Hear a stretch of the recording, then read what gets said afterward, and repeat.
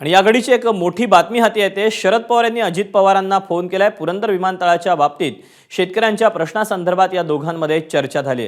पुरंदर विमानतळाबाबत शरद पवार आणि अजित पवार यांच्यात चर्चा झालेली आहे। अजित पवार यांनी पुणे जिल्हाधिकारी याबाबत लक्ष घालत असल्याचं शरद पवारांना सांगितलेलं आहे। पुण्यात शरद पवार यांना भेटण्यासाठी आज पुरंदरमधले काही शेतकरी आले होते। शेतकऱ्यांनी अडचण सांगितल्यानंतर शरद पवारांनी पुण्याचे पालकमंत्री या नात्यानं अजित पवारांना फोन केला आणि या दोघांमध्ये चर्चा झाली। अपडेट जाणून घ्यात मिकी घई आपल्यासोबत आहे। मिकी, खरं तर गेल्या अनेक दिवसांपासून हा प्रश्न चांगलाच पेटलेला आहे आणि आता यामध्ये स्वतः शरद पवार लक्ष घालतायत। काय अपडेट मिळतायत? दीपक, अगदी जे पुरंदर या ठिकाणी प्रस्तावित विमानतळ आहे तिथं काही शेतकरी ग्रामस्थ या विमानतळाला विरोध करतायत आणि तेच शेतकरी आज शरद पवारांच्या भेटीसाठी पुण्यातील मोदीबाग या ठिकाणी पोहोचलेले आहेत आणि त्यांचे सगळे जे प्रश्न आहेत ते ऐकून घेतल्यानंतर शरद पवारांनी थेट जे राज्याचे उपमुख्यमंत्री आणि पुणे जिल्ह्याचे पालकमंत्री आहेत अजित पवारांना फोन केलं आणि फोनवरून हा संपूर्ण विषय त्यांना समजून सांगितलेला आहे आणि तातडीने बैठक लावा असं देखील या ठिकाणी शरद पवारांनी अजित पवारांना आदेश दिलेत। जर आपण बघितलं तर अजित पवारांनी देखील या संदर्भातली काही माहिती शरद पवारांना दिलेली आहे।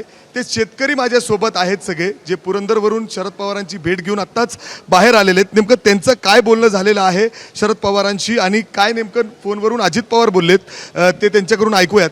नेमकं साहेब काय सांगितलं आपण शरद पवारांना आणि आता काय स्थिती आहे? नाही, असं आहे की पहिली तो गोष्ट, हे सगळे जे आंदोलक आहेत हे शरद पवारला देव मानणारे आहेत। ज्यांचे संसार सगळे शरद पवारांनी उभे केलेत असं त्यांचं म्हणणं आहे। त्यामुळं 18 साली जेव्हा हे विमानतळ येऊ घातला होता तेव्हा शरद पवारने मदत केली, डिफेन्स मिनिस्टरशी बोलले। हा जो विमानतळ आहे हा फिजिबल नाही असा एक्सपर्टचा रिपोर्ट घेतला होता आणि तो रिपोर्ट घेऊन डिफेन्स मिनिस्टरला भेटले आणि त्यावेळेस विमानतळाचं हे काम रेंगाळलं होतं। आता पुन्हा जोर केलेला आहे। तेव्हा हे सगळे लोक म्हणले की साहेब तुम्ही आमचे देव आहात, तुम्ही आम्हाला वाचवलं पाहिजे। तर त्यांनी आता 2 आदेश, ते मुख्यमंत्र्यांशी बोलायचा प्रयत्न केला तर मीटिंगमध्ये होतं। DCMशी बोलले, ते बोलले तू पालकमंत्री आहे, पुण्याचंही काम आहे, सगळ्या शेतकऱ्यांना घेऊन बसा। आणि शेवटी ते आम्हाला असं म्हणले की हे सगळं झाल्यानंतर आपण बसू पुन्हा।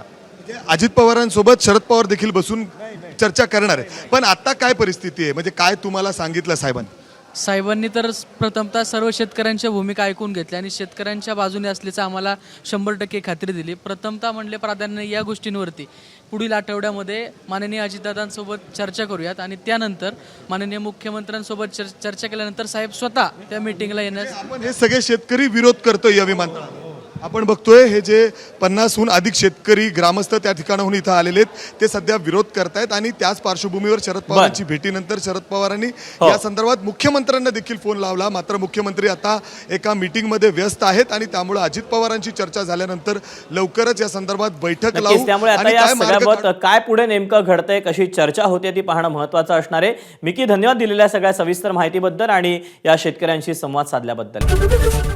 एबीपी माझा, उघडा डोळे बघा नीट।